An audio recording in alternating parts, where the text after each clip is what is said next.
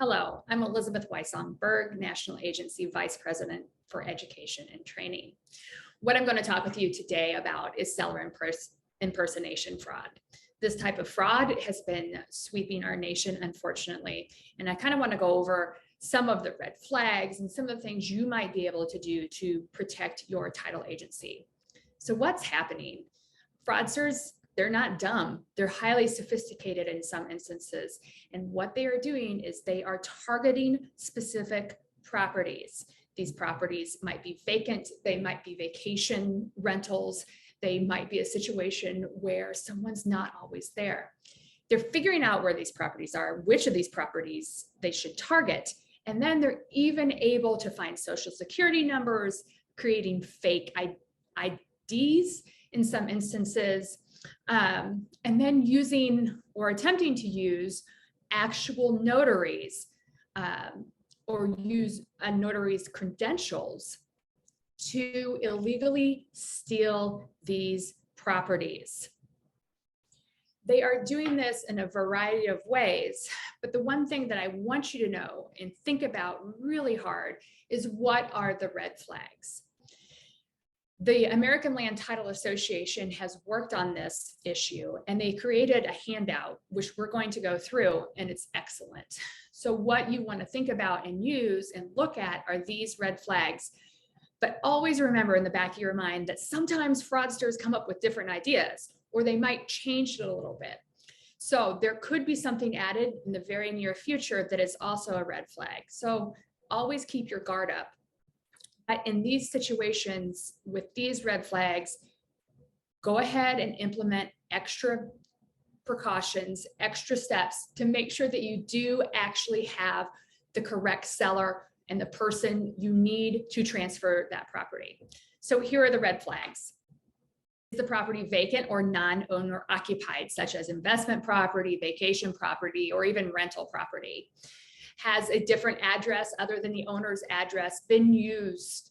You know, what is listed in the auditor's records for where the property taxes should be sent?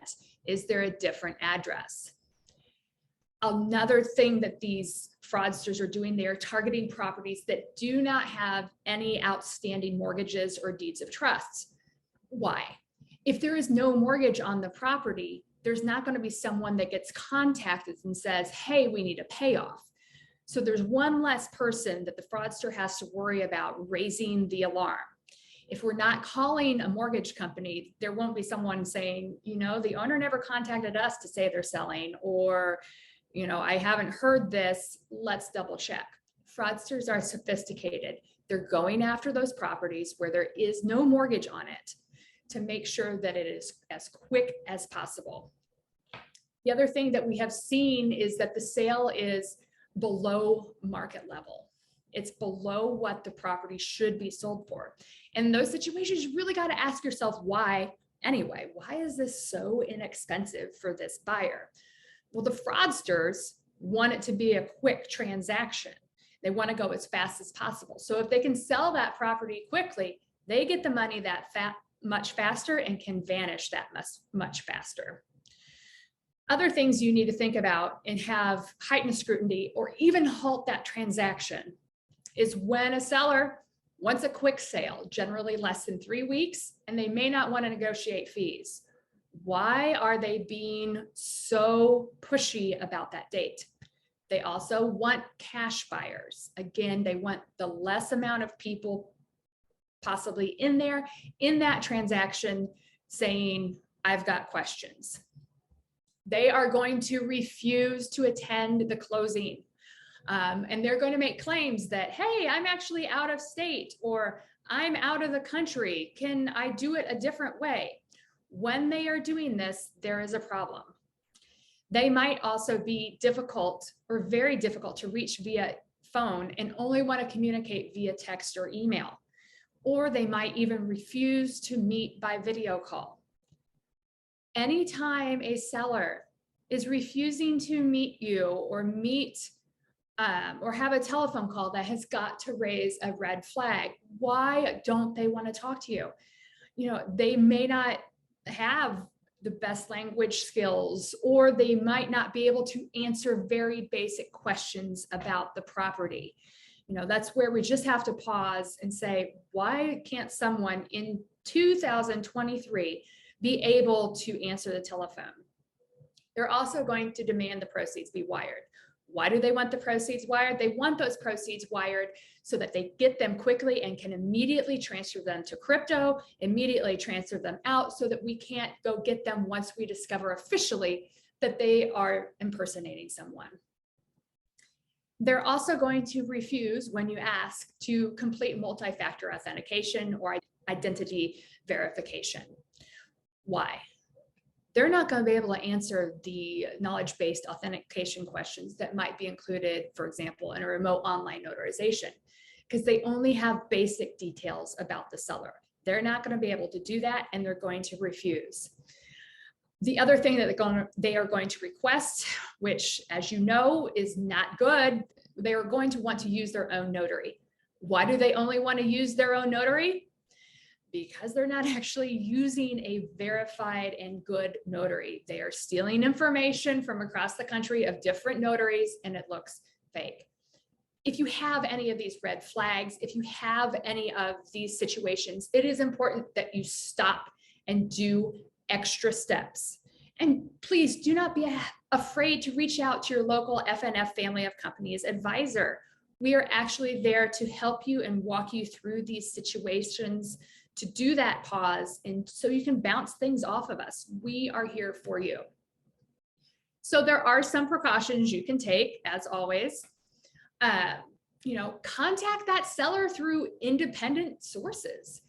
We have this thing, it's called Google. Go ahead and Google and see if you can come up with a telephone number for that individual.